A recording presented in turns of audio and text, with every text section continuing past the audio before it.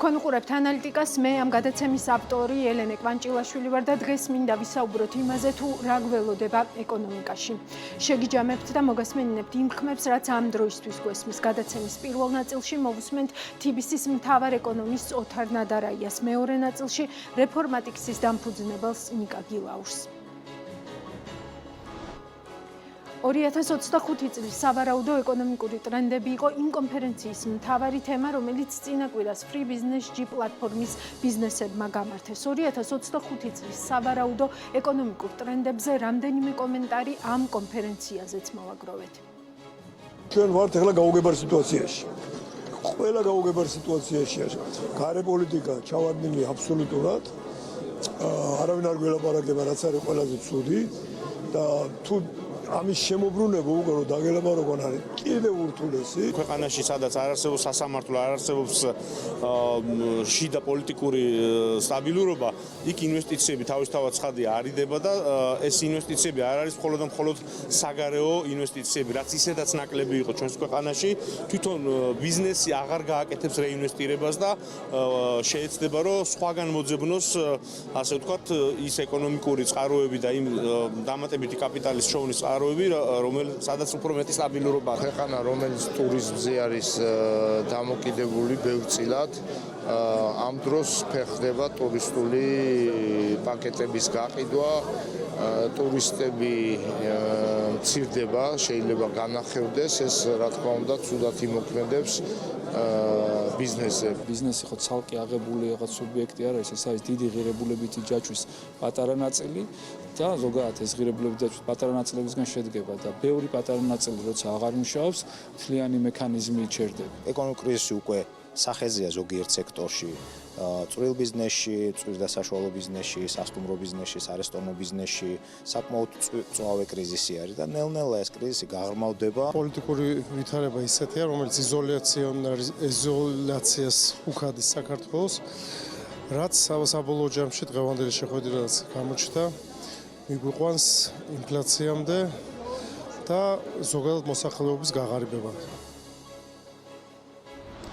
დღეს ერთ-ერთი ყველაზე მთავარი კითხვა ნამდვილად არის, რამდენքანს შეინარჩუნებს მედეგობას ეკონომიკა არსებულ პოლიტიკურ კრიზისში. ამ კითხვაზე ანალიტიკოსებს და ქართული ოცნების მთავრობას განსხვავებული ხედვები აქვთ.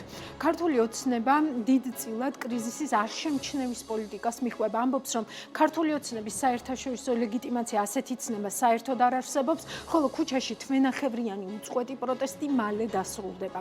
ბიძინა ივანიშვილზე თუ ქართული ოცნების სხვა უფრო პირდაპირ მაღალჩინოსნებზე დაწესებული სანქციები კი ჯილდო უფროა, ვიდრე საქართველოს საინვესტიციო კლიმატისთვის საზიანო გარემოება. სების პრეზიდენტი ნათია თურნავა გვიმტკიცებს, რომ იზოლაცია თავისი გზით მიდის, ეკონომიკა კი მაინც ვითარდება. ყველაზე უარესი სცენარის შემთხვევაშიც საქართველოს ეკონომიკა 3%-ით გაიზრდება, გვეუბნება ქართული ოცნების ეკონომიკის მინისტრი ლევან დავითაშვილი. მოკლე ვადაში დიდ რყევებს არ ელოდება საინვესტიციო გარემოს თვალსაზრისით Fitch Ratings და იმეორებს, რომ ინვესტორების გადინების თუ ინვესტიციების შეჩერების პროცესს საქართველოში ჯერ ვერ ხედავს. ამას ასექცნის საერთაშორისო ინვესტორების ყველაზე მსხვილი გაერთიანების ICC ჯორჯიას პრეზიდენტი ფადი ასლი. ვინ არიან ინვესტორები? ინვესტორები არ ტოვებენ საქართველოსო და ვინ არიან ინვესტორები? უცხოელი ინვესტორებს თუ შევხედავთ, მათი უმრავლესობა ქართული კომპანიებია, რომლებიც საზღვარგარეთაც არიან, მაგალითად ბორჯომი ნიდერლანდებშია. ყავს კომპანიები მალტაში, ლონდონში. ეს ქართული კომპანიებია. ეს ერთი, მეორე, პირდაპირი უცხოური ინვესტიციების სტრუქტურას რომ შევხედავთ, 65-ვე ინვესტიცია, უпростоრად რეინვესტიცია. ახსნათ, აი Toyota. მაგალითად, უცხოური კომპანია თუ გარეთ არ გაიტანენ თავიანთ მოგებას იაპონიაში, თავიანთ საბანკო ანგარიშზე ინახავენ. ეს უკვე რეინვესტირებაა. ეს არ არის ნამდვილი პირდაპირი უცხოური ინვესტიცია. მოდით შევთანხმდეთ რა ამაზე. რეალური პირდაპირი უცხოური ინვესტიცია კაპიტალში ინვესტიციაა. დაახლოებით 10-13% მთელი პირდაპირი უცხოური ინვესტიციების. დიდი წილი აქედან შემოდის ემირატებიდან, იორდანიიდან, რუსეთიდან და სხვა ქვეყნებიდან. აი აქ შედის ბათუმში $50,000 ნაყიდი ბინებიც. Fitch ვეტყოდი, რომ ისინი ვერასდროს ნახავენ ინვესტორს, რომელიც ტოვებს საქართველოს, რადგან ამ ინვესტორების უმრავლესობა ქართველია. რა შეგვიძლია ვთქვათ ახალ ინვესტორებზე, რომლებსაც შეიძლება აინტერესებდეთ საქართველო? პროექტები არ ჩერდება იმიტომ, რომ მათ უკან ქართული კომპანიები დგანან. მხოლოდ სტატუსი აქვთ. პირდაპირ უცხოური ინვესტიციების ივანიშვილს თუ აქვს 3-4 პროექტი, ის მათ არ შეაჩერებს, გააგრძელებს. მისი კომპანია ბრიტანეთის კუნძულებზეა რეგისტრირებული. რა გამოდის ივანიშვილი უცხოელი ინვესტორია? არქი, მაგალითად, ისინი მშენებლობას არ შეაჩერებენ, რადგან მჭიდროდ არიან ასოცირებული ხელისუფლებასთან. ყავთ უცხოელი ინვესტორებიც, ამიტომაც გადის ეს კომპანია უცხოურ ინვესტიციებში, მაგრამ შეაჩერებენ ისინი საქმიანობას? არა, რადგან თვითონ არიან ქართული ოცნება. TBC კაპიტალის უახლესი მაკროეკონომიკური განახლება ნათლად აჩვენებს, რომ პირდაპირ უცხოური ინვესტიციების მთავარი მამოძრავებელი ბოლო წლების განმავლობაში რეინვესტიციაა. უფრო კონკრეტულად, ბოლო წელიწადნახევრის განმავლობაში 2023 წლის მეორე კვარტლის შემდეგ რეინვესტირება მთლიანი წმინდა პირდაპირ უცხოური ინვესტიციების 105% შეადგენს. 2022 წლის მეორე კვარტლიდან მოყოლებული პირდაპირ უცხოური ინვესტიციების მოცულობა ქვეყანაში სტაბილურად მცირდება. და კაპიტალის ინვესტიციებიც გამოწვევაა. საინვესტიციო აპეტიტის მაჩვენებელია ევრობონდებიც. აქ ასეთი სურათია. სხვათა შორის ამ გრაფიკაზე კარგად ჩანს ევროკავშირის კანდიდატი ქვეყნის სტატუსის მიღების ეფექტი ევრობონდების სარგებელზე. Fitch Ratings-იც ამბობს, რომ ამ სტატისტიკას თვალსადევნებს. ზოგიერთი ანალიტიკოსი ამბობს, რომ საინვესტიციო გარემოსთვის მიყენებულ ზიანს მხოლოდ მაშინ გავზომავთ, როცა სახელმწიფო ობლიგაციების საპროცენტო განაკვეთები შეიცვლება. აკვირდებით ამ დინამიკას. ბონდებზე დაკვირვება მნიშვნელოვანია, რადგან ეს ჩვენთვის აჩვენებს ბაზრის დამოკიდებულებას. თუ რას ფიქრობს ბაზარი ვალის მდგრადობაზე. ამდენად ეს ნამდვილად მნიშვნელოვანი პარამეტრია. მკვეთრი ცვლილების პირობებში ინვესტორთა სენტიმენტებზე გვექმნება წარმოდგენა, რამდენად ინარჩუნებენ ისინი ქვეყნის საინვესტიციო გარემოს მიმართ ნდობას, რამდენად ენდობიან მთავრობის ინსტიტუციურ შესაძლებლობებს. მკვეთრმა ცვლილებამ შეიძლება ყველა ეს მიმართულება გააუარესოს, თუმცა არ ვფიქრობ, რომ დღეს ეს მოცემულობაა. ინტერვიუში, რომელსაც მაყურებელი სრულად პარასკევს ნახავს, ამ მიმართულებაზე ამახვილებს ყურადღებას ფინანსისტი ვასილ რევიშვილიც. რაც შეეხება თქვა ბონდებს ფიქსირებული შემოსავლის ფასიან გაღალდებს, ხო? მათი გაძვირება და არ დაგვავიწყდეს, რომ შორს არ არის რეფინანსირების თარიღი ჩვენი ევრობონდის, სახელმწიფო ევრობონდისთან, კერძო სექტორზე არ ვსაუბრობ, 2026-ში კი არის, მაგრამ თუ უნდათ რეფინანსირება, იმიტომ 9 მილიარდის გასროლა და გადახდა, როგორც ესე არავის არ ხარია. რა ხდება? უშვებენ ახალ ბონდს და არიან რეფინანსირებენ წინას, ხო? სულ ასე აკეთებდნენ. ანუ გადაფასება და ახალი ფასწარმოქმედება უკვე უნდა დაიწყოს რაღაც წლის მეორე ნახევრისკენ. დღესდღეობით თუ 8.9% გამოდის შემოსავლიანობა, ანუ ბონდის კუპონი რა თქმა უნდა, 8.9 ფასის გამო შემოსავლიანობა 8.9 თუ 10%-ს გაცდა, ეს უკვე იქნება საშიში, ასე ვთქვათ, მოდი ასე ვთქვათ, სპეკულატიურ ვაჭრობად, სადაც უკვე ნორმალური მოთამაშე არ შედის. შესაბამისად მოთხოვნა მცირდება. ეგ ერთი. და მეორე, რა თქმა უნდა, მიუხედავად იმისა, რომ თითქოს ქვეყნის სუვერენული რეიტინგი პირდაპირ არ არის მიმული equity, ანუ ვთქვათ, კაპიტალში ინვესტირება და აქციები ან შემდგომ. ამასე ნახე, რომელიც საოცარი სტატისტიკურადაც კი შეუძლებელია შეცდომა იყოს. ან ნორმალური ქვეყნის არსებობის, მოდი ეს ავიღოთ 2003-დანაც არა 2005-დან. რეალურად პირველი უარყოფითი ბალანსი საერთაშორისო საინვესტიციო პოზიციაში, ანუ დაბანდებები, როგორც პორტფელის ისე და ასევე ქვეყნის გარედან გასვლები, იმიტომ რა თქმა უნდა ქართველებიც დაბანდებენ გარეთ, უარყოფითი არის პირველად 2024 წლის მესამე კვარტალში. მანამდე 25 წლის განმავლობაში ეს მაჩვენებელი იყო პოზიტივი. ანუ მეტი ფული შემოდიოდა, ვიდრე გადიოდა. ანუ ნახეთ, მაის-ივნისის მოვლენება თუ გამოიწვია და გარკვეულმა გადახედვამ სტაბილურობისკენ 87 მილიარდამდე არის რეალურად უარყოფითი ბალანსი, აი მეოთხე კვარტალში ალბათ უფრო დიდი შეიძლება იყოს და თუ ასე გაგრძელდა, ნელა ასე ვთქვათ, სისხლისგან დაიცლება ყოველსაერთო სექტორი. ყველაზე ხელშესახები, რაც ამ ეტაპზე გვაქვს და სადაც კარგად ჩანს მოლოდინების კონტური, ეს ისევ Fitch-ის რეიტინგია. საქართველოს უკვე კარგა ხანია, რაც BB რეიტინგი აქვს, თუმცა მისი პერსპექტივა ნეგატიურამდე გაუარესდა. რასაც Fitch-ი ამბობს, ის არის, რომ მოკლე ვადაში ისევ პოზიტიურ ნიშნულამდე დაბრუნება გამორიცხულია. რაც გამორიცხულია არ არის, ეს რეიტინგის ერთი ნოჩით, ერთი ბიჯით BB მინუსამდე შემცირება. ეს შემცირება შეიძლება SEB-ის რეზერვების პოლიტიკამაც განაპირობოს. TBC კაპიტალის აი ამ გრაფიკაზე კარგად ჩანს, როგორ მკვეთრად არის შემცირებული წმინდა რეზერვები. მთლიან რეზერვებსაც შეეხება, ისიც IMF-ის ზღვარზე დაბლა, თუმცა დეკემბრის ბოლოსთვის ეს მაჩვენებელი 323 მილიონი დოლარით გაიზარდა თვილურ ჭრილში 4 მილიარდ 400 მილიონ დოლარამდე, მაგრამ აქ დარეზერვების მოთხოვნის გაზრდაც გასათვალისწინებელია 408 მილიონი დოლარი. როგორ რეაგირებს ლარი? ამ ნაწილში TBC კაპიტალის შეფასებაა, რომ წნეხი ლარზე მზარდია, როგორც გარენაკადების შემცირების, ისე დეპოზიტების მზარდი დოლარიზაციის და ცეცხლის ლარიზაციის პირობებში. ლარის გაცვლითი კურსის კუთხით ასევე აღსანიშნავია ჯერ კიდევ შემოდგომაზე გადახურდავებული თანხები, რაც ამ ფაქტორის გაუფასურების მიმართულებით ზეგავლენას მიმდინარე პერიოდში მნიშვნელოვნად ამცირებს. Rodemde შეინარჩუნებს ეკონომიკა მედეგობას, როგორც ეკონომისტებს უყვართ ხოლმე თქმა, სხვა თანაბარ პირობებში. სხვა თანაბარი პირობები კი დღეს ქუჩაში 56 დღიანი უწყვეტი პროტესტი, თითქმის ყოველდღიურად სანქციების ანონსები და უკიდურესად დაძაბული, არასტაბილური გარემოა.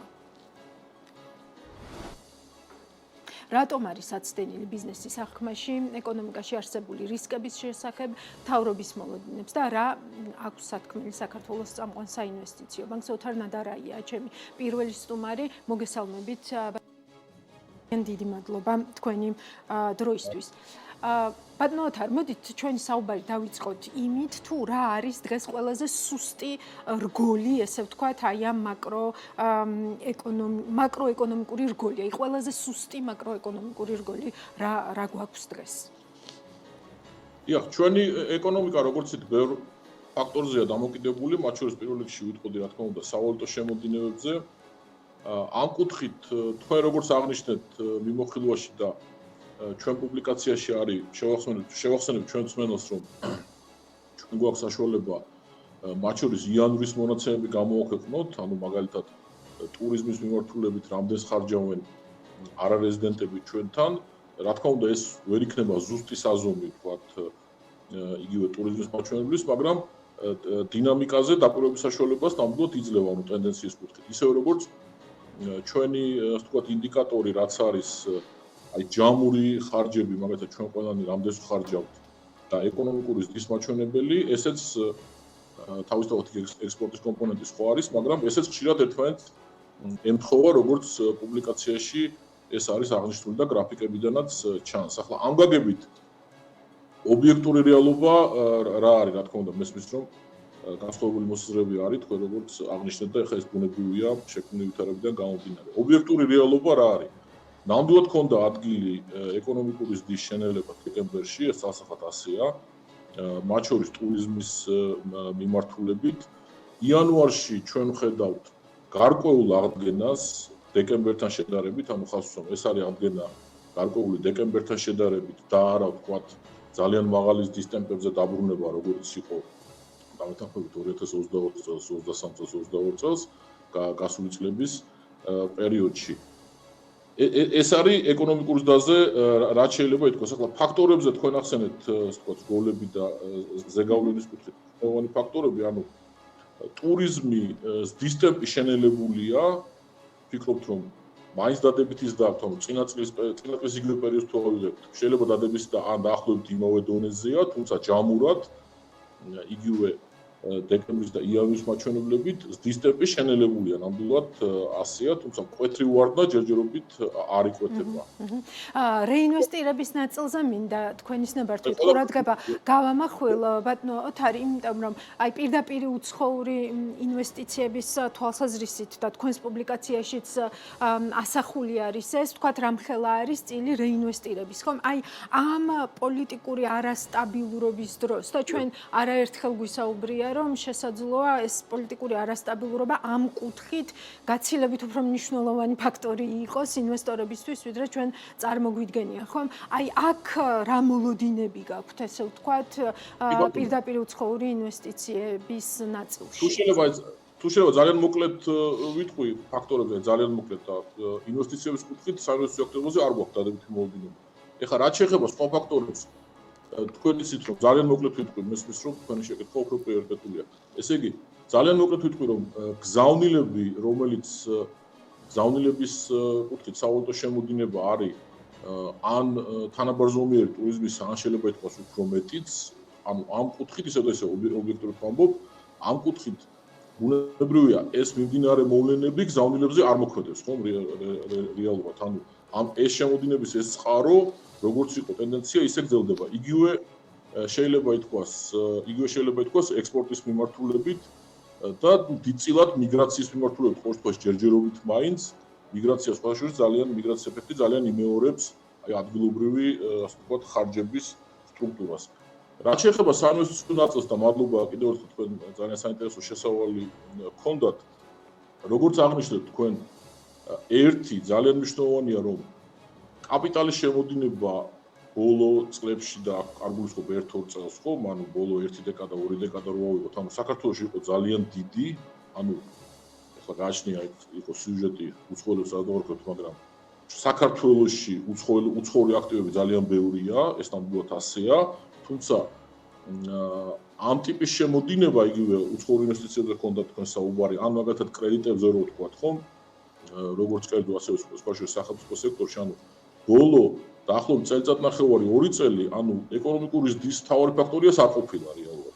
უფრო მეტიც იმ სამწუხარო მოვლენების შემდეგ, რაც გაჩნდა, რაც დაიწყო სამწუხაროდ და გრძელდება უკრაინაში, თქვენ იცით რომ ჭარბი სავალუტო შემოდინებაც კი ჰქონდა ჩვენ რეალურად, ამიტომ გარკვეულ წილად საქართველოს რეზიდენტებმა, ეს ფიზიკური პირი იქნება თუ იურიდიული პირები, ჩვენ დავიწყეთ უფრო აქტიურად დაბანდება საზღვარგარეთ რეალურად. ამიტომ ამ კუთხით არის თუ არა მოწყობილობა, რა თქმა უნდა არის და ეს მნიშვნელოვანია, მაგრამ თქვენ როგორც აღნიშნეთ, ეს არის უფრო დაგროვილი, ვთქვათ, კაპიტალის შემთხვევაში, ვიდრე ისეთი შემთხვევა, როდესაც ჩვენ ვიტყოდით, რომ მაგალითად, პირობითად 2024 წლის ზრდა იყო არა განპირობებული, ვთქვათ, ტურიზმის ფაქტორით, არამედ იყო განპირობებული იმით, რომ ჩვენ ბევრი ვისესხეთ 2024 წელს. ეს მთლიანობაში ასე იგი გზავნილების ნაწილში მინდა რომ დამაზუსტებელი კითხვა დაგისვათ თუ შეიძლება. ეხლა მე მაყურებელს ვაჩვენებ თქვენს გრაფიკას ამ ტრანსფერებთან მიმართებით, სადაც ძალიან კარგად ჩანს, რომ ევროკავშირი და ბრიტანეთი შეადგენს მთლიანი გადმორიცხვების 47%-ს, ხომ? გასაგებია, რომ ვთქვათ, დღეს შეიძლება, როგორც ქალბატონმა ნათიამ თქვა, იზოლაცია თავისი გზით მიდის და ეკონომიკა, ესე ვთქვათ, ზრდას განაგრძობს, მაგრამ რამდენად მედეგი შეიძლება იყოს, თუნდაც ამ ნაწილში ეს ზრდა თუ გავითვალისწინებთ სანქციებს მათ შორის და ესე ვთქვათ, ეს სანქციები უკვე ბრიტანეთიდანაც მოდის და ნუ ევროკავშირიდანაც მოდის, ხომ? ანუ აი ამ გადმორიცხვებზე ამას საერთოდ არ ექნება გავლენა, ეს ფაქტორი არ უნდა გავითვალისწინოთ, თუნდაც ამ გადმორიცხვების ვთქვათ გართულება დადგეს დღის წესრიგში, იმიტომ რომ 47% ვთქვათ, პატარა პროცენტი ნამდვილად არ არის თქვენს დამთანხმებით, ხო? რა თქმა უნდა და რეინვესტირებას არ გამოგჩენს, რა თქმა უნდა, მართალი ბრძანდებით ამერიკის წილიც დიდია, ხო, რეალურად და თქვენ იცით ძალიან მოკლე ტექნიკური 20% ამერიკის წილი, კი ბატონო. თქვენ იცით ტექნიკური დაზუსტება ჩვენ ტელემაყურებელს შევახსენოთ, რომ ბოლო პერიოდში ანუ გზავნილები ის რაც ჩვენ მაგალითად 5 წლის წინ ვედახდით გზავნილებს და რაც ფლოდი გზავნილები შემოდის თქვა ჩვენი თანამშრომლები რასაც გიგზავნიან ეს სტატისტიკა ერთმანეთისგან განსხვავდება ხო მაგალითად იგი ანალიტიკური კუთხით უფრო საგანმანათლებლო ბალანსი უნდა ვნახოთ ანუ აქ ორმა გაგრეცხოზე ქონდა საუბარი მიგრაციის ეფექტზე და ასე შემდეგ ანუ დღეს თქვენ მართალი ბრძანდებით ესე იგი ჩვენი თუ ავიღებთ ევროკავშირი ძირითადი ამერიკა ისრაელი ბრიტანეთი, ანუ პრაქტიკულად ეს ქვეყნები არის დაახლოებით 84% ჯამურად, ანუ თუ გამოვიწყოთ იგივე რუსეთის ფაქტორს და ცენტრალური აზიიდან გარკვეულ ერთჯერად ფაქტორებს. ახლა თქვენ კითხვას რო დაუბრუნდე, ძალიან ბევრი სცენარი განიხილება, გვახდეთ ჩვენს ეს განვიხილავ ძალიან ბევრ სცენარს, თუმცა თქვათ იგივე სანქციების კუთხით, თუმცა ის მოლოდინი რომ ქვეყანას დაუწესებენ სანქციებს მით უმეტეს იმ ადამიანებს, რომლებიც თავიანთი ოჯახის წევრებს ესე იგი უგზავნიან ფულს, ჩემი აზრით ეს ამის ალბათობა არის ძალიან დაბალი თუ ნული, თუ ვთქვათ ნული არა. ორთქოს ჩვენი განწყობა ესეთია, მაგრამ რა თქმა უნდა, გზავნილები არ არის ერთადერთი ფაქტორი, ხო? ეს სტაბილურობის მნიშვნელოვანი ფაქტორია, მაგრამ არა ერთადერთი. კი, აბსოლუტურად მესმის, რასაც ამბობთ. ბონდებთან მიმართებითაც იქ ძალიან საინტერესოდ არის, გრაფიკულად ძალიან თვალსაჩინოდ ჩანს, ესე ვთქვათ, რა მოიტანა ამ თვალსაზრისით კანდიდატი ქვეყნის სტატუსის მიღებამ. ანუ ამ კურსის მოტრიალებას რა გავლენა შეიძლება ჰქონდეს ბონდებზე? ანუ ეს უკვე ასახულია, ეს დაიწყებს ასახვას, რა პერიოდში დაიწყებს ასახვას, აი ამ ნაწილში ვთქვათ რა მოლოდინები გაქვთ? კი ბატონო, ეჯგვარეშია მეგონი ამ საკითხზე ყველა ერთ აზრია, რომ კანდიდატის სტატუსის მონიჭების შემდეგ, ანუ ეკონომიკური კუთხით ოპტიმიზმი გაძლიერდა ჩვენთან, ხომასია ეს როგორც საქართველოში, ასევე ინვესტორების კუთხით და ეს ასახად ჩანს ჩვენი სუვერენული ობლიგაციების ანუ მარტო ვთქვათ დოლარში რაც გვაქვს ვალი იმის პროცენტებში, ხო, რომელიც შემცირდა.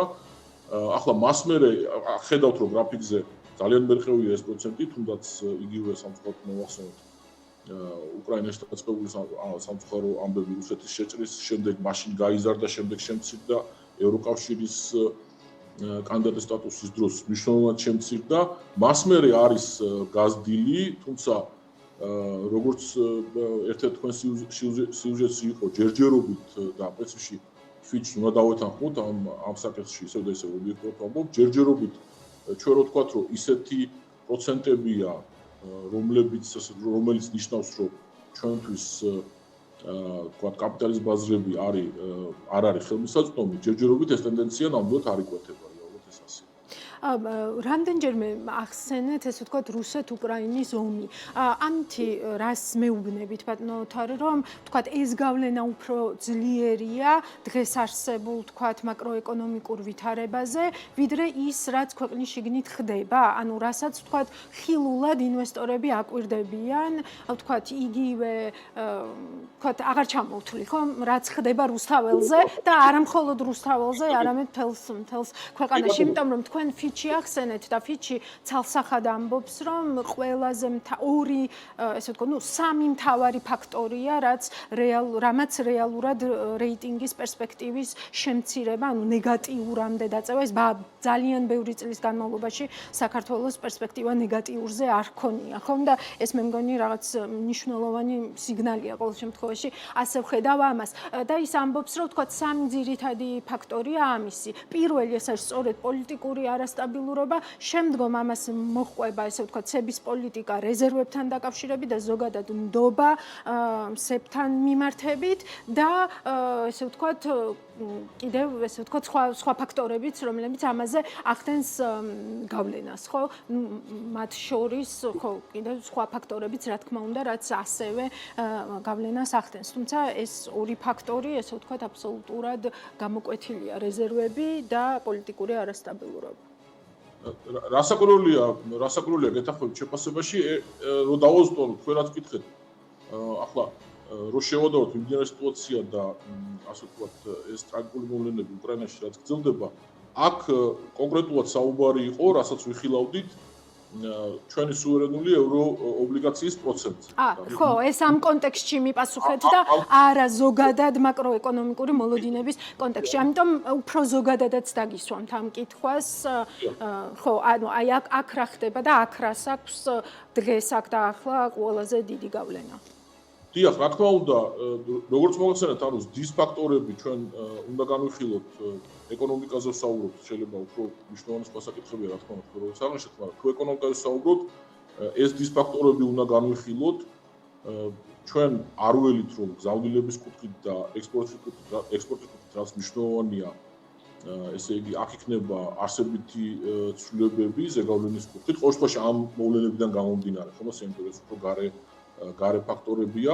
საინვესტიციო აქტივობას არ ველით დიდს, პრინციპში უცხოურ ინვესტიციებს თუ ავიღებთ, ჩარშანაც არ იყო ეს, ვთქვათ, სუპერ აქტიური წელი. საკრედიტო აქტივობა ვფიქრობთ, რომ ისიც რომ ჩვენთან ეს ძალიან მნიშვნელოვანია. ვფიქრობთ, რომ უფრო დაბალი იქნება, თუმცა მაინც გაიზრდება სესხები არაერთი ვთქვათ მიმართულებით. ამიტომ ჯერჯერობით რაც ჩანს, ჩვენი მონაცემებიდან ჯერჯერობით რაც ჩანს, რა თქმა უნდა, ბანალური პასუხი იქნებოდა რომ დამოკიდებულია მოვლენების განვითარებაზე, თუმცა რა ღირებულება აქვს პასუხისმგებელი კითხვა, მაგრამ ჯერჯერობით რაც ჩანს ჩვენ უფრო გვაქვს ეკონომიკური ზრდის შენელება, ვიდრე ასე ვთქვათ, ეკონომიკური აქტივობის კვეთრი ვარდნა. ეს ნამდვილად ასე ჩანს მიმდინარე პერიოდის ინფორმაციიდან გამომდინარე. ორი მოკლე კითხვა მაქვს და მოკლე პასუხს ველოდები.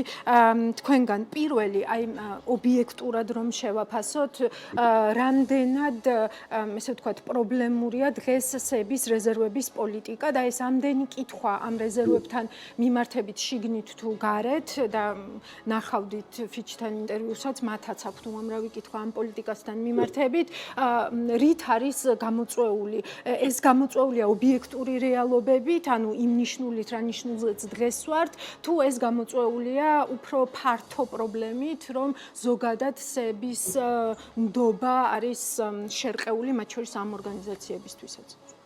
დიახ, ესე იგი, რეზერვებს რაც შეეხება, პირველ რიგში თქვენ როგორც ბრძანეთ ნიშნულებით რომ გამიხილოთ, ანუ პირველ რიგში ჩვენ არავის არ ყოფილვართ ისეთი ქვეყანა, როგორც მაგალითად არის ყაზახეთი, რომელსაც ძალიან დიდი ოდენობით რეზერვები აქვს, ხო, რეალურად დაგროვილი. ეს ასეა, თუმცა ბოლო პერიოდში წლის მეორე ნახევარში რეზერვები შემცირდა, ანუ ეს ასახად ფაქტია, ხო, რეალურად ეს პუბლიკაციაშიც ჩვენთანაც ჩანს და ნუ თავისთავად სების მიერ გამოქვეყნებულ ინფორმაციაში. თქვენ რაც აღნიშნეთ, დეკემბერში იყოს და რაც ძირითადად მართლაც იმით იყო გამოწვეული, რომ სავალდებულო რეზერვების ნორმა გაიზარდა. ამიტომ ჩვენი გათვლებით, იგივე წმინდა რეზერვებიც, ეს ჩვენი შეფასება დეკემბრის შეფასება დაახლოებით 1.830 მილიონია დაახლოებით ჩვენი შეფასებით, ანუ ყელემაყოლს რო გავუმართოთ, არის მთლიანი რეზერვები, ხომ?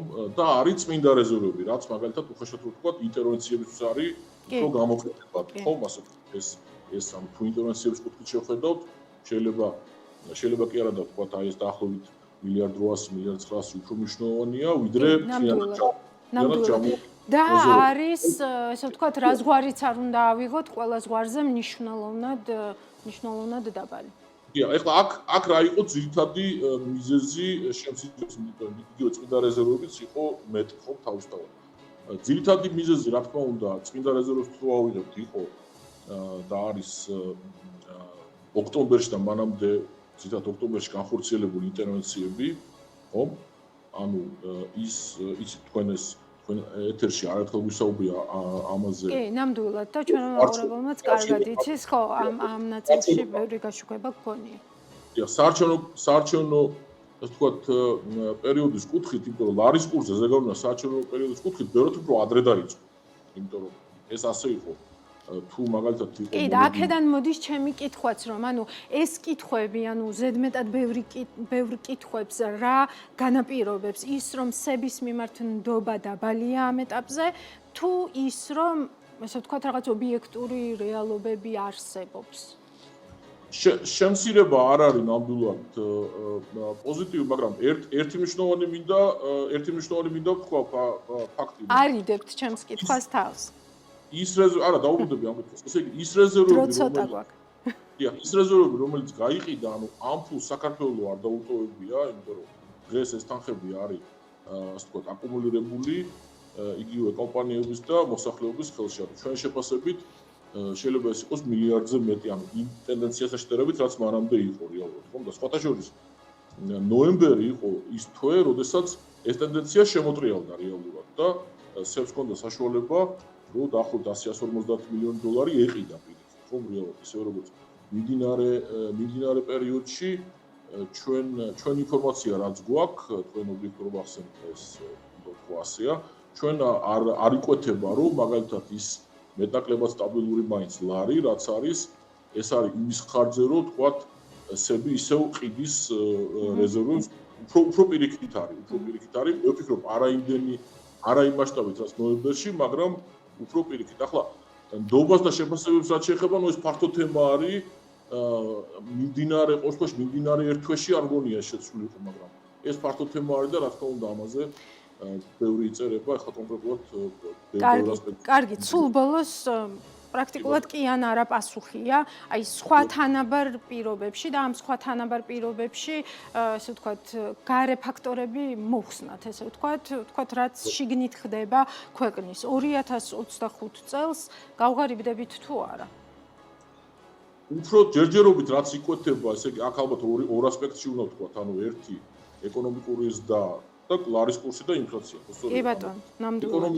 ეკონომიკური ზრდის კუთხით რაც იკვეთება არის რომ ზრდა არის უფრო დაბალი, მაგრამ ჯერჯერობით ნამდვილად არის ეკონომიკური ზრდა, ეს ერთი. ლარის კურსის კუთხით რა თქმა უნდა თქვენას ჩამოთვალეთ ფაქტორები და მეც პრინციპში ბევრი ჩამოთვალე ეს მნიშვნელოვანია, მაგრამ ერთს დავამატებდი რაც უნდა გავითვალისწინოთ, იმიტომ რომ თუ ჩვენი ასე ვთქვათ სენტიმენტები გაუარესდა, მაგალითად საქართველოს რეზიდენტებს გულისხმობ, ხომ? ანუ ეს ასევე ნიშნავს იმას, რომ ჩვენი ეკონომიკური აქტივობა იქნება უფრო დაბალი, ანუ ჩვენ უფრო ნაკლებს ვიყიდით მათ შორის იმპორტისთვის. ანუ ეს კარგი კი არ არის, ამით უფრო ნაკლების დაგვიქნება, მაგრამ ლარის კურსის კუთხით თუ განვიხილავთ, ანუ რეალურად მაგალითად ტურიზმი კიდევ რომ შემცირდეს, ჩვენ თუ ნაკლები ვიყიდეთ მაგალითად ელექტრონიკა, თქვათ AOG, ასე შემდეგაში რაც ძირითადად იმპორტულია, ხო ჩვენთან ეს საქონელი და მომსახურება. ანუ ეს ეკონომიკური აქტივობის კუთხით ნეგატივია, მაგრამ იმპორტის კუთხით ეს იმპორტს ამცირებს, ხო რეალურად და ეს არის ერთ-ერთი ჩემი აზრით, ერთ-ერთი ყველაზე მნიშვნელოვანი ფაქტორი, რაც დღეს სავალუტო ბაზრის იმ სტრუქტურას განაპირობებს, რა სტრუქტურაც არის. ანუ რეალურად რთულია იმის თქმა, სხვა თანაბარ პირობებში 2025 წელს გავღარიბდებით თუ არა?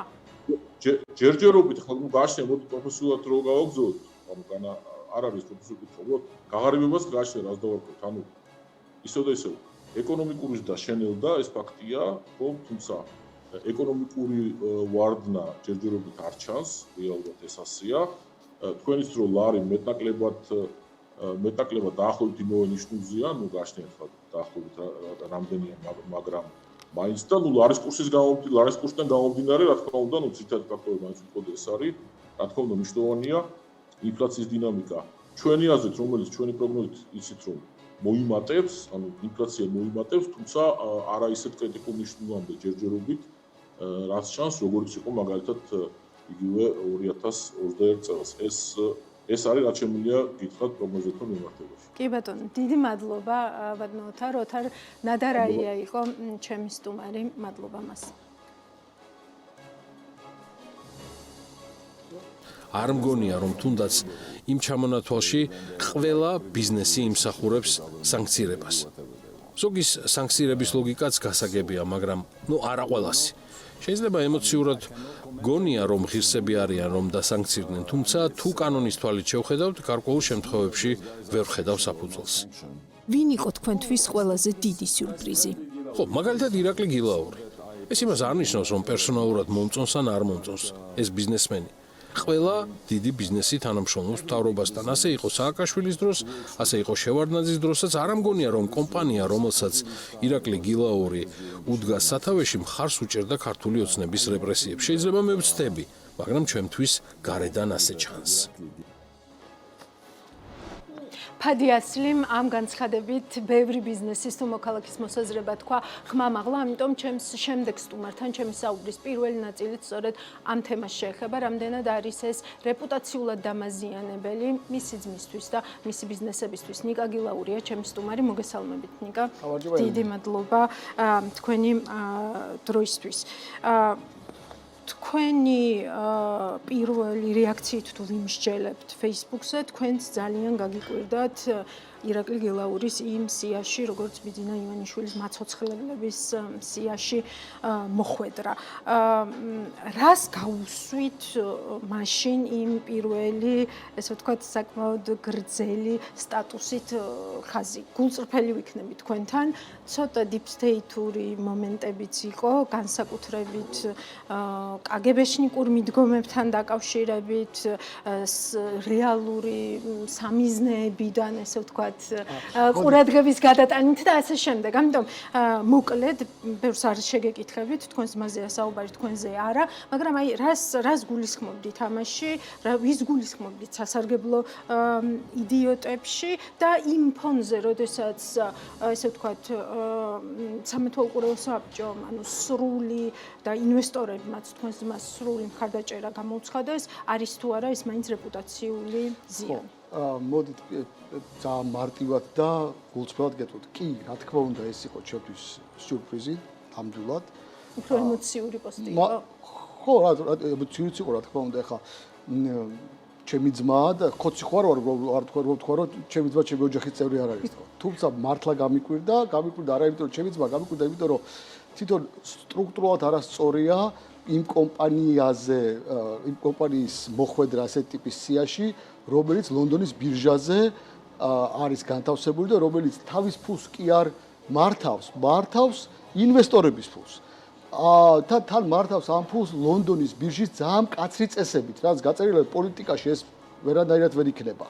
ასევე ეს არის ამერიკული ინვესტორების ფული. შესაბამისად იყო ეს ჩემგან გარკვეულწილად გაკვირვების მიზეზი და მოდი ესე ვთქვათ რა, რომ ეს იყო ლიქიჯი, ეს არ არის რაღაც სია, რომელიც ნახოთ. გუშინი თქვა, რომ კონგრესმენმა მიაწოდა მარკო რუბიოს. ჯერჯერობით არ გვაქვს ამის არანაირი ორიგინალი, ამიტომ ცოტა უფრო ჭორაობას გავს, მაგრამ მიუხედავად ამისა, ვამბობ, რომ ძალიან გასაკვირია ჩემთვის ესეთი სიის შემთხვევაში ჯორჯია კაპიტალის მოხვედრა, ან ჯორჯია კაპიტალის CEO-ს ჩემთვის მოხვედრა, იმიტომ რომ ეს არ არის ჩვეულებრივი ბიზნესი, რომელიც რაღაც აწარმოებს რაღაც პროდუქციას, ქარხნები აქვს, ბიზნესები აქვს და ამ ფულს მე რაღაც უნდა თვითონ ფლობელი იმას ისე დახარჯავს, უნდა პოლიტიკაში ჩადებს, უნდა არ ჩადებს.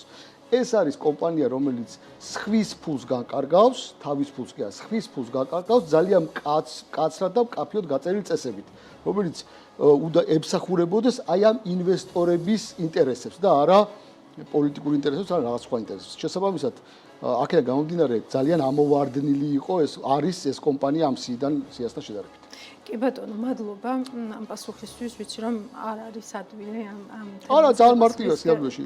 კი ბატონო, ასევე მინდა რომ გადავიდეთ ახლა ჩვენს მთავარ თემაზე, ეს არის 2025-2026 წლის ასე ვთქვათ ეკონომიკური პროგნოზები და სცენარები, რომლებიც თქვენ გაწერეთ, ასეთი გზით წავიდეთ, გთავაზობთ. მე ვაჩვენებ მაყურებელს ასე ვთქვათ კონკრეტულ მასალას, იმ გრაფიკებს, რომლებიც თქვენ მოამზადეთ და ჩვენ ავხსნათ ანუ რა იკითხება ამ გრაფიკაზე და რა არის ამისი ლოგიკა, ხო?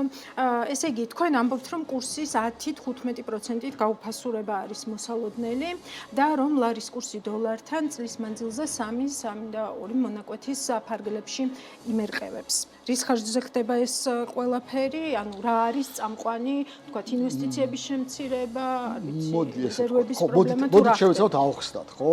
საქართველოს ეკონომიკა არ არის რთული ეკონომიკა. ჩვენ კომპანიას ბევრად უფრო რთული ეკონომიკების ანალიზი გაუკეთებია და ბევრად უფრო რთული ეკონომიკების პროგნოზები გაუკეთებია. საქართველოს ეკონომიკა არის ღია ეკონომიკა, რომელიც დამოკიდებულია უცხოეთიდან ვალუტის შემოდინებებზე. და ეს ვალუტის რომ დავაფინანსოთ ზრდა და დავაფინანსოთ სამუშაო ადგილების შექმნა, დავაფინანსოთ ჩვენი იმპორტი, რაც ჩვენ გვჭირდება. ამიტომ წარმოებით ბევრ საქართველოს არაწარმოებს საკმაოდ დიდი იმპორტის ნაწილი გვაქვს.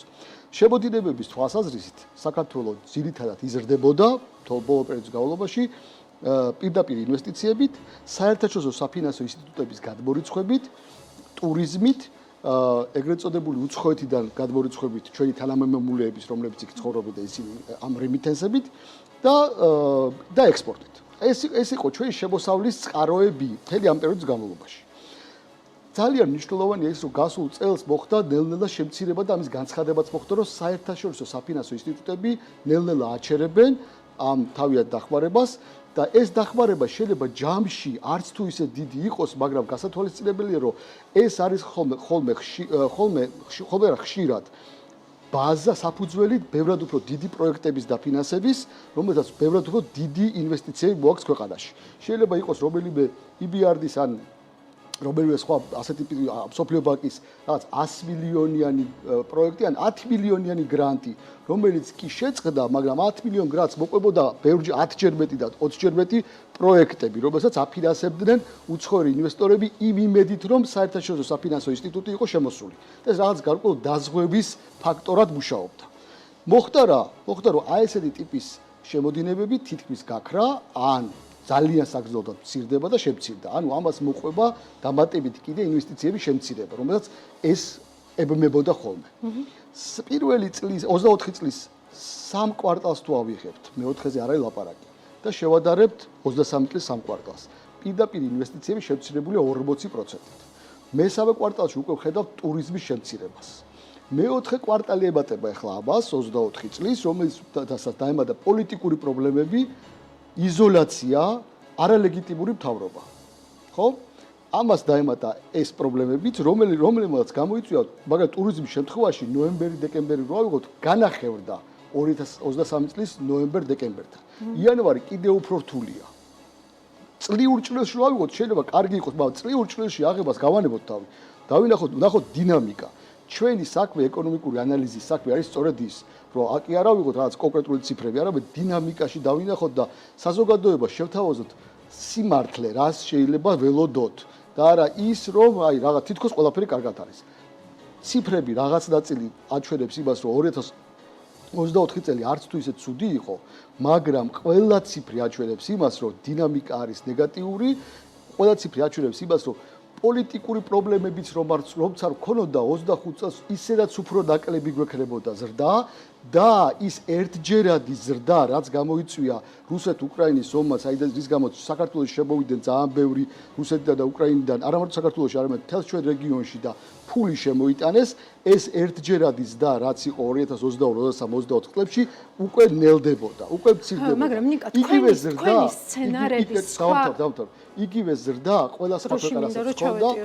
ყველა სხვა ქვეყანასაც ჰქონდა, მაგრამ ეს ზრდა მცირდებოდა, ჩვენ ისედაც შევდიოდით შედარებით უკვე დაბალი ზრდის პერიოდში 25 წელს, ამას დაემატა პოლიტიკური პრობლემა, ამას დაემატა არჩევნები, რომელიც არ აღიარა არც ერთმა დასავლურო პარტნიორმა, ამას დაემატა იზოლაცია და ის ფული, რომელიც ჩვენ უნდა მიგვეღო დასავლეთიდან, ევროპიდან და ამერიკაში, შესაბამისად უკვე ან მინიმუმზეა ჩამოსული, ან უნდა ველოდოთ, რომ მინიმუმზე ჩამოვა, ამის ყველა ინდიკატორი გვაქვს და შესაბამისად გვაქვს რამოდენიმე ზეწოლა მაკროეკონომიკულ პარამეტრებზე.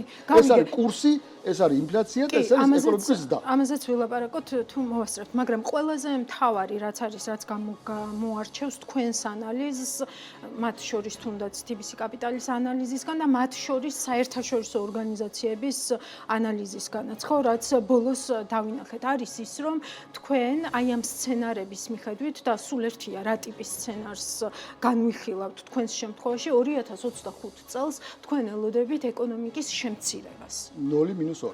ხო, ანუ აი რა იწვევს ამას, ანუ რას ხედავთ თქვენ, რასაც ვერ ხედავენ თქვა აი ეს ორგანიზაციები. ხო, აი მაგას უნდა ხაზი გაუსვა. მაგალითად, სოფლიო ბანკის მიერ გამოქვეყნებული რეპორტი, რაც ეხლა ხაზ გამოქვეყნდა დოკუმენტი, იქ არის აღწერილი პირველი 9 თვე.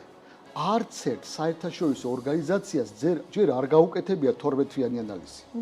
შესაბამისად, კიდევ ერთხელ ვამბობ, ძალიან მნიშვნელოვანია გავყოთ 9 თვეს და როგორი იყო, უკვე მიმდინარეობს შემცირება და 9 თვის ანალიზი რო გავაკეთოთ, მართლა ვერ დავინახავთ, რომ მინუსისკენ მიდის ეკონომიკა. 9 თვის ანალიზი რო გავაკეთოთ, ვიტყვით, რომ 9%-იანი ზრდა იყო 2024-ში და 6%-იანი ზრდა შეიძლება იყოს 2025-ში. 9 თვის ანალიზი რო გავაკეთოთ. მაგრამ მე მოდის ეს მეოთხე კვარტალი, ხო? მეოთხე კვარტალზე ხო არ დავხუჭავთ თვალს. ხო არსებობდა მეოთხე კვარტალი. ხო დახავთ ჩვენ ამ არც ორგანიზაციები დახუჭავენ იმედი. ხო, იმათ ხო ჯერჯერობით არ აქვს მეოთხე კვარტლის ანალიზი. ჯერ ხო მეოთხე კვარტლის ანალიზი არ აქვს საერთაშორისო ორგანიზაციებს გაკეთებული. ჩვენ შევეცადეთ ჩვენმა კომპანიამ და ამას ვაკეთებთ ჩვენ სხვაგან, რომ არსებული ინფორმაციიდან გამომდინარე, არსებული მეოთხე კვარტლის ანალიზიდან გამომდინარე, არსებული დინამიკიდან გამომდინარე, გავაკეთებინა ექსტრაპოლაცია და გვეთქვა, რომ 1 იანვრის არსებული სურათი და სურათის მიხედვით ჩვენ უნდა ველოდოთ 2025 წელს სავარაუდოდ ნულოვან ან -2%-იან ზრდას, თუ ეს სიტუაცია არ შეიცვლება. თუ თუ რამე შეიცვლება საკეთილდღეოდ ხო კარგი და ახალი არჩევნები ჩაინიშნება ხო კარგი, თუ უარესობისკენ შეიცვლება კიდევ უარესი. შესაბამისად, ჩვენი ანალიზი ეყრდნობა 4 კვარტლის ანალიზს და 4 კვარტლის დინამიკას და მოდით ახლა პირდაპირ ვთქვათ. რასაც ბოლო თვეები უკვე ვამბობთ, ხო? ჩვენ ვამბობთ, ჩვენი კომპანია ამბობს, რომ აი კურსი 2.78 იყო, დღეს ბანკებში უკვე 2.9-ა. ეხლა რა ვიცი, გამოდიან ზოგი ექსპერტები და არა კურსი არ შეიცვლებაო და არ შეიძლება მაგის ლაპარაკიო. პირიქით, ეხლა უნდა ვიყოთ ძალიან გამჭვირვალე და ძალიან რა ვიცი, პირდაპირი. და უნდა უთხრათ საზოგადოებას, რომ ანალიზი აჩვენებს იმას, რომ კურსი აუცილებლად წავა კიდე წინ. ხო წავიდა. ხო ვამბობდი, ერთი თვის წინ არ ვიყავით თქვენთან ერთში და მაშინ ვამბობდი, რომ 2.78 თუ 2.77 იყო მაშინ. 2.9-ა ეხლა დღეს ბანკებში. ხო, უკვე. ამას დავამატოთ კიდე აქამდე მთავრობის არც ერთ წევრს არ უთქვია, რომ 6%-ზე ნაკლები გვექნება ზდაო. გამოვიდნენ უკვე მთავრობის დე-ფაქტო მთავრობის, არალეგიტიმური მთავრობის წევრები უკვე და თქვენს, რომ აი ხო, ჩვენ უარყოფით ცედარში 2.7% იყო გათვალისწინებული. ანუ პირველად გაჟღერდა 3% ციფრი. ხო, აქამდე ხო არ გაჟღერებულა ესე ციფრი. ანუ ჩვენ ხო არ დავმალავთ ახლა. ფაქტი არის ის, რომ ასე ვთქვათ, ეკონომიკას აქვს პრობლემები და ამ პრობლემების დამალვა გამოიწვევს მხოლოდ და მხოლოდ იმას, რომ ეს გაუარესდება. ხო, ბიუჯეტზე გავლენასაც ხო ამბობთ და ამბობთ, რომ ყველაზე უარესი სცენარის შემთხვევაში 1.6 იქნება, ესე ვთქვათ, დანაკლისი. რა ტიპის თანხა არის ეს? დღეს ხო არ არის რა. ბიუჯეტისთვის ხო, ანუ აი რა გავლენებში შეიძლება ეს აი სახოს იმის გათვალისწინებით, რომ შესაძლოა რაღაც ბალიშიც თქვათ არსებობს. ეხლა ვეკეთებ, ეხლა ვეკეთებ მაგას. შეგეთ 6%-იან ზრდაზე, როდესაც გეგმავ ბიუჯეტს, იქ შესაბამისად შემოსავლებსაც გეგმავ 6%-იან ზრდაზე და ბიუჯეტი თქვენ ამბობთ, რომ ეს უკვე არ არის. ეს უკვე არარეალისტურია და ამას მეგონი ყველა ამბობს, რომ არარეალისტურია. ანუ ის პროცესები, რაც უკვე მოხდა, ის ასახვას ეკონომიკაში ნახავს ცოტა მოგვიანებით და ჩვენ უკვე 6%-იანს და არ გვექნება, ვერ გვექნება. ვერც ერთ ვარიანტში. ჩვენ უკვე შესულები ვართ გარკვეულ წილად ეკონომიკურ იმას რა ქვია შემცირების პროცესში, რომელიც თუ პოლიტიკურად არ გადაწყდება სიტუაცია, აუცილებლად გამწვავდა. ანუ 6%-იან ზრდაზე თუ გაქვს დაგეგმილი შემოსავალი, 6%-იან ზრდაზე გაქვს დაგეგმილი ბიუჯეტი, მაგრამ ხვდები რომ 6% აღარ გექნება. ნუ უკვე 3-ზე ალაპარაკი, ცოტა ხანში უკვე დაიწყებენ რომ 2 მე 0 არის სავარაუდოდ ეკონომიკური ზრდის 25 წლის ციფრი, ან შეიძლება -2-იც, -1, -2-იც გააჩნია ეხლა ზუსტ პროგნოზს ამას ნახდათ ვერავინ ვერ გააკეთებს, ხო? ესე იგი ნიშნავს იმას, რომ შემოსავლებში გაქვს ძალიან მნიშვნელოვანი შემცირება. ჩვენი გათვლებით 1.3 მილიარდ ლარის პროპორციით, ხო? აქ აქვს ნებისმიერ მთავრობას რამოდენიმე არჩევანი. არჩევანი ერთია, რომ სეკვესტრი გააკეთოს და შეამციროს გასავლები შესაბამისი რიცხვით, რაც აუცილებლად დამატებით ეკონომიკაზე დაარტყავს, ხო? ანუ ეკონომიკა შემცირდება შესაბამისად, იმიტომ ინვესტიციები არ განხორციელდება. მეორე ვარიანტია, რომ დააფინანსოს ნაშთით, რომელიც წლევადეწლიდან გადაიტანა, პლუს სესხი აიღოს. ეს ნიშნავს იმას, რომ დეფიციტური დაფინანსება იქნება, ანუ მთავრობა ამოიღებს ნაკლებ ფულს ეკონომიკიდან, ბევრს უფრო მეტ ჩაასხავს. შესაბამისად, ეს აუცილებლად დაარტყავს დამატებით ინფლაციას და კურსს. ხო, და ვისგან აიღებს ამ სესხს და გაძვირებული იქნება თუ არა ეს? აუცილებლად გაძვირებული სესხი იქნება, მithumets რასაც ვხედავთ ახლა ფიჩის იმების მიხედვით, რა ქვია, რეპორტის მიხედვით ვხედავთ, რომ აუცილებლად სიძვილისკენ წავა სესხი საქართველოში, ასევე ვხედავთ ამას თვითონ დეპოზიტების დინამიკიდან გამომდინარე, რომ დეპოზიტები დოლარიდან ლარში გადადის და ეს აუცილებლად გამოიწვევს ლარში დეპოზიტების პროცენტის გაზრდას და შესაბამისად სესხების გაზრდას. ანუ სესხი ქვეყანაში ძვირდება, ფული ძვირდება, მოსაზიდად ქვეყანას ნაკლები და ნაკლები რესურსი გააჩნია, იმიტომ რომ იზოლაციაშია. შესაბამისად თუ ადგილზე გამოუშვებს ბონდებს და ადგილზე აწევს ფულს მთავრობა, ძვირიანი სესხი იქნება და ამ ფულის ჩასხმა ეკონომიკაში გამოიწვევს კიდევ დამატებით კურსზე და კიდევ დამატებით ინფლაციას ზეწოლას. ერთხელ ესა გვექნება ეკონომიკა კიდევ უფრო შევამციროთ თუ ინფლაცია და კურსზე იქონიოს გავლენა. ეხლა აქ რა გადაწყვეტილებას მიიღებს რომელი მთავრობა მათზე იქნება დამოკიდებული, მაგრამ რეალობა შემდეგი 3-6 თვის განმავლობაში დადგება სწორედ ესეთი, რომ გადაწყვეტილება იქნება მისაღები ამ ფონზე რას შვებით? ბიუჯეტს რას შვებით? სეკვესტრს ვაკეთებთ. სიტყვა სეკვესტრი მე მგონი დაიწყებული აქვს ახალ თაობამ არც იცის ეგეთი სიტყვა მე მგონი, ხო? ჩვენს ახალგაზრდობაში ყოველდღე მაგაზე იყო ლაპარაკი, მაგრამ დაიწყებული აქვს ქართულ ეკონომიკას სიტყვა სეკვესტრი, მაგრამ ამ წელს გასოცხლდება სავარაუდოდ ეგ სიტყვა. გუშინ რადიო თავისუფლებასთან ინტერვიუში ერთი ესეთი კომენტარი ქონდა ირაკლი რუხაძეს. მან თქვა ასეთი რამ, რომ მე მესმის რატომ ხდება ესე ვთქვათ ეკონომიკური სიტუაციის ხელოვნურად დამძიმება, იმიტომ რომ ასე ვთქვათ, სხვა შემთხვევაში თუ კი ეკონომიკური პრობლემები არ დადგება, ასე ვთქვათ, რთული იქნება ხელისუფლების შეცვლა. ეგ როგორი რამე იცით, რომ ხო, რომ ეგ აი ადამიანმა თავის თავს ჭრილობები მიაყენოს, რაც გააკეთოს და მე ექიმი რო ეტყვის, რომ რაც სულად ხარო და ექიმს რო დააბრალო. ხო, ანუ ეკონომიკას ყველანაირი პრობლემა შეუქმნა დღევანდელმა მთავრობამ. არალეგიტიმურმა მთავრობამ. ყველანაირი პრობლემა შეუქმნა. თავისი დასავლეთის გინებით, თავისი რაღაცა გლობალური ობის პარტიის მოგონებით, თავისი რაღაც ბევრი ტყუილით, გლობალური ნეგატიური ძალები. ყველაფერს აბსოლუტურად ყველაფერი იქნა მთავრობამ, რომ ეკონომიკისთვის დედა ეტირებინა რა. აი, თავისი არჩევნების გაყალბებით, თავისი იზოლაციით, თავისი ყველაფერით, აბსოლუტურად ყველაფერს აკეთებს მთავრობა იმისათვის, რომ ქვეყნის ეკონომიკა შემცირდეს, ჩამოიქცეს რეალურად თავისი პოლიტიკური გადარჩენისთვის. მიზანმიმართულად კი არ აკეთებს. თავისი პოლიტიკური გადარჩენისთვის ამას აკეთებს და აქ ვინმე რომ ხმა ამოიღოს და თქვას, რომ ეკონომიკა ცუდად არისო, ეგ ნამდვილად არ ნიშნავს იმას, რომ რაღაც ცუდი მიზნები აქვს იმ ადამიანს ან კომპანიას. პირიქით, ჩვენ ეხლა ვამბობთ ამას და უკვე ვამბობთ უკვე 2 თვეა ამაზე ვლაპარაკობთ. რომ ეკონომიკას ექმნება პრობლემები. სასწრაფოდ არის გასაკეთებელი რამ. ეხლაც ვამბობ, რომ ჯერ კიდე ძალიან გვიანი არ არის. ჯერ კიდე შეიძლება ეკონომიკა გამოვიყენოთ იმ კრიზისიდან, სადაც ეს ეკონომიკა შევა აუცილებლად, თუ ეს პოლიტიკური კრიზისი არ გადაწყდა. და ამის არ შემჩნევა აბსოლუტურად ახლა სტრაუსის ფორმას ხო არ მივიღებთ რა და ვიტყვით რომ ყველაფერი კარგად არისო ეკონომიკაში და ყველა ხო არ დაიწყებს იმის ლაპარაკი. ანუ ერთმანეთი მოვატყუოთ ყველამ რომ ყველაფერი კარგად არისო. ანუ როგორ შეიძლება სიმართლის მთქმელი იყოს დამნაშავე იმასთან დაკავშირებით რაც ხდება ქვეყანაში. ხო, პროგნოზი ქვეყანაში ხდება ეკონომიკური ჩამოქცევა და ვით სიმართლე თქვა იმის დამნაშავე ის არის დამნაშავე. პროგნოზირების არ გეშინიათ თქვენ და ამასაც გკითხავთ. აი ვთქვათ, შემდეგ განახლებაში ვთქვათ ფიჩის რეიტინგის ჩვენ ნათლად დავინახავთ უკვე ამ რისკებს, უკვე შესაძლებელი არის რომ მათთვისაც აისახოს რეალურად ეს რისკები, როგორც თქვენთვის არის. იცით რა არის? მოდით ციფრებს გეტყვით და რა ვიცი, ალბათ უფრო ფიჩის ახლა მე ფიჩის მაგალითად ნამდვილად ვერ გავაკეთებ ვერანაირ ანალიზს, მათი ექსპერტები ყავთ და კარგი ექსპერტები ყავთ. შესაბამისად ერთ რამეს ვიტყვი, რომ ერთ-ერთი მთავარი მაჩვენებელი ფიჩისთვის და მაკროეკონომიკურად არის რეზერვები. ეს რეზერვები იმპორტთან მიმართებაში რამდენჯერადია. ანუ ქვეყანას რამხელა ფისკალური ფინანსური ბალიში გააჩნია, რამე რო იყოს საგარეო შოკი რო იყოს, რამდენად ეს ბალიში ექნება, რომ არ დაადეფოლტოს ქვეყანა. ამაზეა რეალურად ლაპარაკი. ფიჩის ანალიზი ხშირ შემთხვევაში ეხება ხოლმე რისკებს, რაც შეეხება ქვეყნის დეფოლტს.